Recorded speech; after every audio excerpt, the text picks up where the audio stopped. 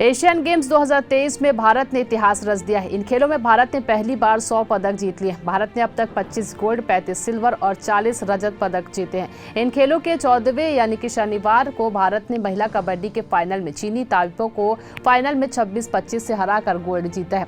ये भारत का Asian games 2023 में 100वां पदक है। इसके साथ ही अब तक भारत के 25 गोल्ड हो गए हैं। इस तरह अब आज तक भारत को 5 मेडल मिले हैं। कबड्डी के अलावा भारत को आर्ची कंपाउंड में 4 मेडल मिले। इनमें 2 गोल्ड, 1 सिल्वर और 1 ब्रॉन्ज शामिल है। आपको बता दें कि इससे पहले 2018 के जकार्ता एशियन गेम्स में भारत ने सबसे ज्यादा 70 मेडल जीते थे।